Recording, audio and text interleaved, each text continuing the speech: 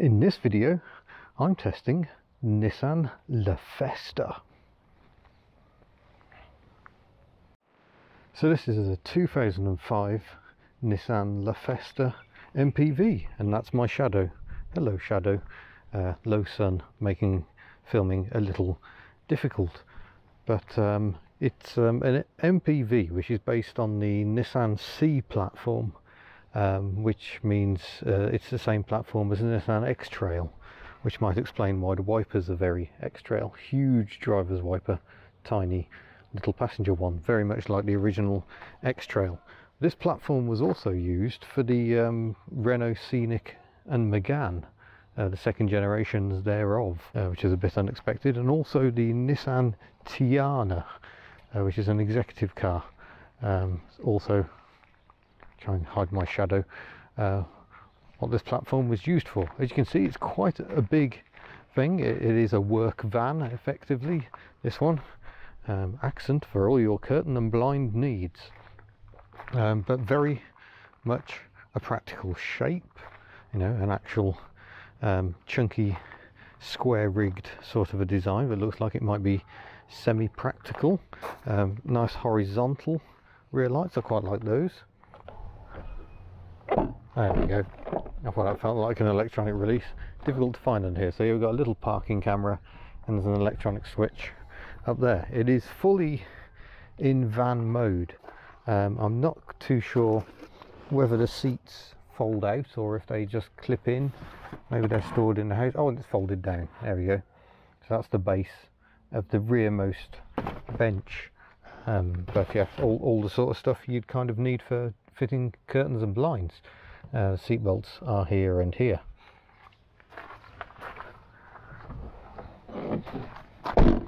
As we continue round, oh, that does feel like, oh yeah, it is motorised. There we go. Slightly unexpectedly. A symphony of beige inside. Head restraints, oh, they're quite neatly done. Hiding in the that's really nice. I like that. Center armrest, is there? Well, is there a release on it? Yes, I can't find the way to release it, but I'm sure there is a way to release the center armrest. We'll go around the other side and actually have a sit in. Oh, I see. Aha. Practicality is everywhere. That's quite smart. Those separate fans in the back as well. That's quite novel. So will the door shut itself if I do that? No.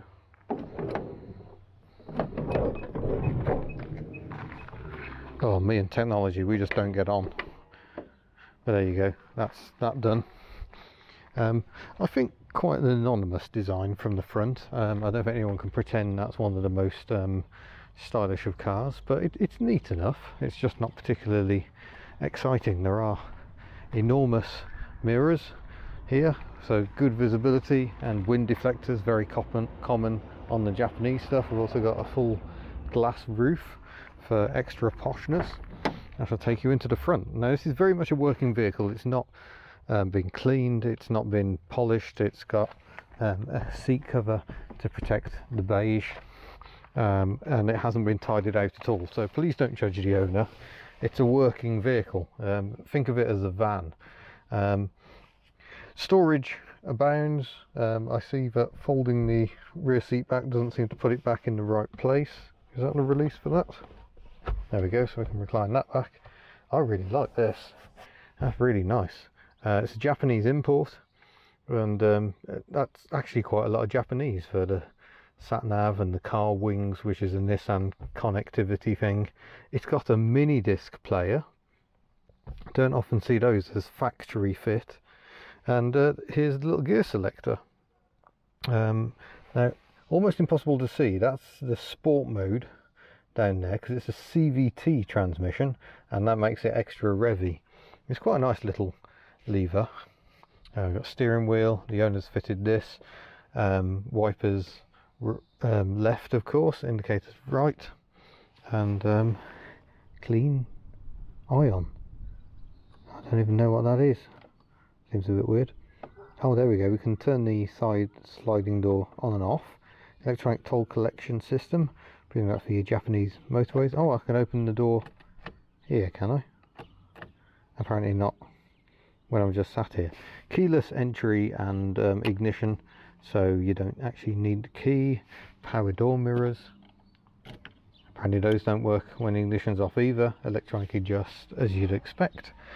So yeah, that shows our gears. Park, reverse, neutral, drive and low for a bit more engine braking on the hills. So we've got nothing at all other than stuff between the seats, because the parking brake is down here.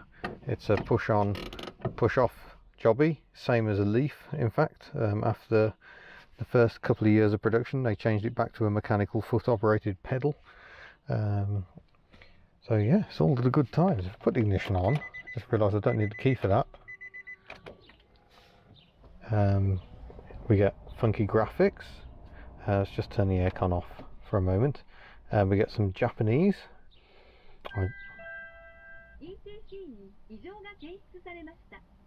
Yep, whatever. Yeah, I don't know how any of this works. There's headphones and everything. All ununderstandable, but oh, not a particularly pleasant indicator noise. Bit electronic, but yeah, climate control, digital air climate control as you might expect. Let's have a quick jump in the back. Sitting here in the back, I need to adjust that because that's right in my back. There we go. A head restraint that I can adjust up to not quite the right place. The sunroof is currently shaded, which is sensible. Very, very strong UV here. It's going to make it blooming hot if you muck about with that. But yeah, it's a bit of a firm flat bench. I don't know if it converts into a bed. Japanese stuff often does. But yeah, it's nice enough. Plenty of headroom, plenty of leg room, which is impressive for a 7-seater. I can't test the rear bench because I would have to empty it, but yeah, we're only giving slight impressions anyway. Let's have a peek under the bonnet.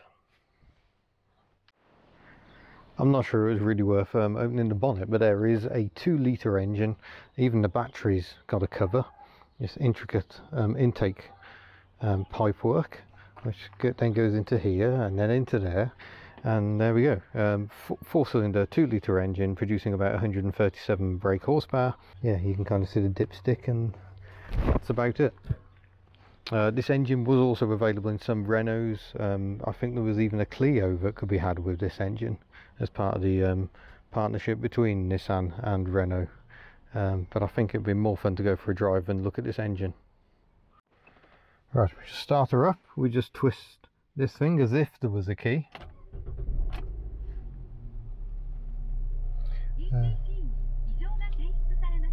Yep, whatever. Open. Ah, there we go. Should be able to attach my mount to that, maybe. Where does that all go? That's quite extraordinary. I don't think it's an opening roof. I think it just allows more light in. So I'm going to see if I can set my mount up on that, and then we'll go for a drive. No, the roof mount didn't work, I'm afraid. So you're coming with me, attached to my window, so you get a nice view of the glorious beige steering wheel. We proceed in this basis. We go, no, not low. We go to D. We take off the parking brake, and we pull away with our CVT. Oh, so CVT, just like my Invacar, which is a strange thing to say, but does also have continuously variable transmission. So as we pull away, if it goes gentle throttle, the revs stay at 2000 revs, and we accelerate away quite gently. This thing is getting in the way a bit, I'm afraid. I'm sorry about that, but hopefully you can see the rev counter, and as our speed goes up, our revs do not. It's a strange thing about CVT, and we'll get out on some faster roads and do a slightly better demonstration thereof. but we are approaching 50 kilometers an hour, which is the speed limit for this road. And yeah, the engine does not change speed. Isn't that peculiar? Try and work out where we want to go here. I think we want to go that way.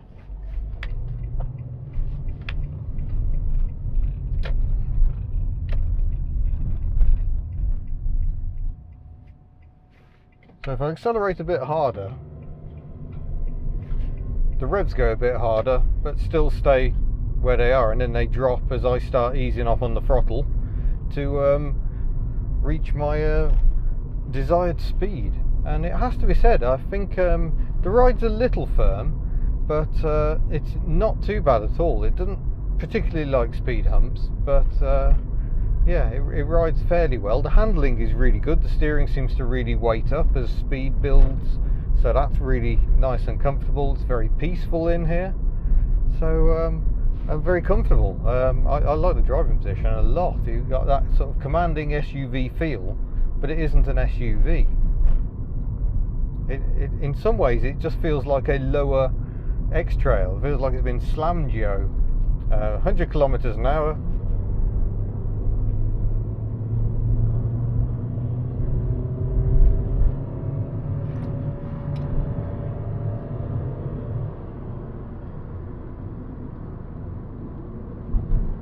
There we are, we're cruising at the legal limit at 2000 revs.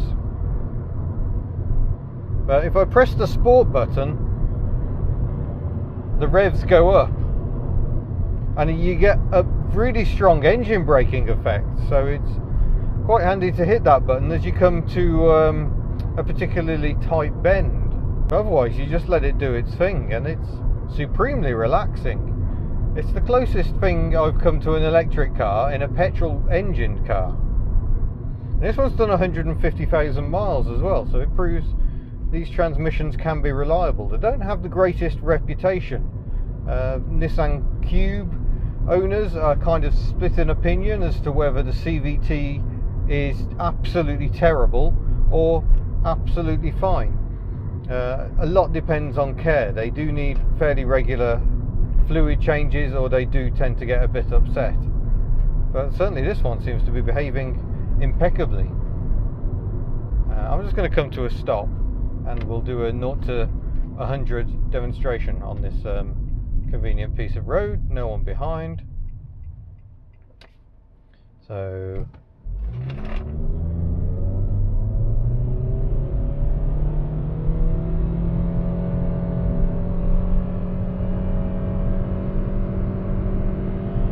$100. I don't think that was particularly relaxing. It wasn't very quick either. I don't think out and out acceleration is this car's forte, or maybe I should have put it in sport mode. Maybe that was my problem. If you want to do a quick acceleration, but really, I mean, you don't drive a car like that normally, so I'm going to put it into sport mode. There's my engine braking effect already, and now I'll brake the car down to a halt. And we'll try the acceleration again, see if it makes any difference. That feels more spirited.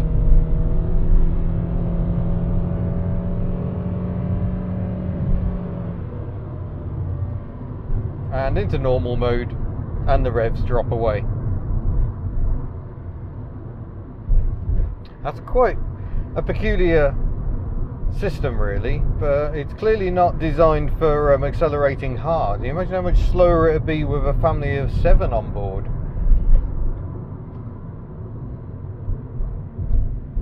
But most of the time it seems to accelerate quickly enough. I mean, the weird thing is it doesn't feel any slower accelerating to 100 with a slightly more moderate throttle.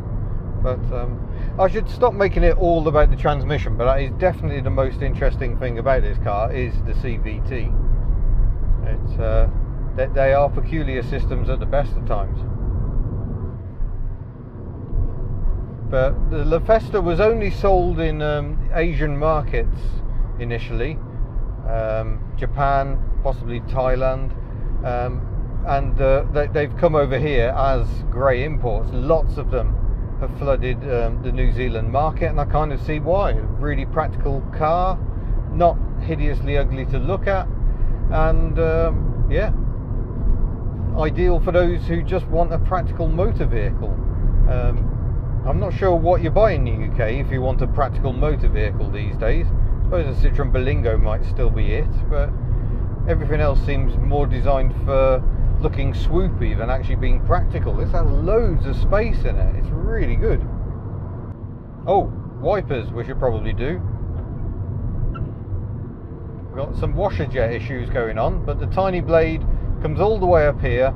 No triangle of doom, so all is well. And we have got a mist function present also.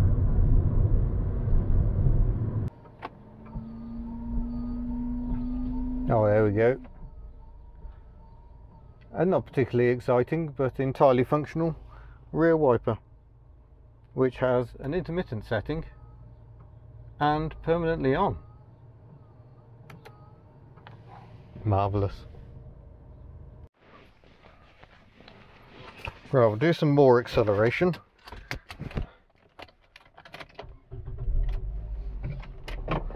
So I've got the key in my pocket. That's how the keyless entry and start works.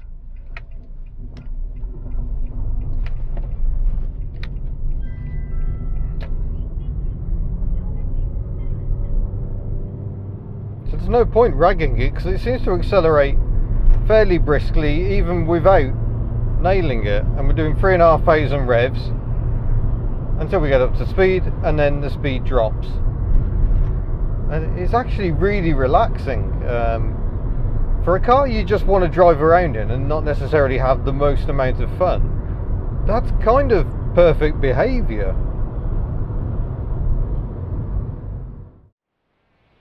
So that was the Nissan Lafesta.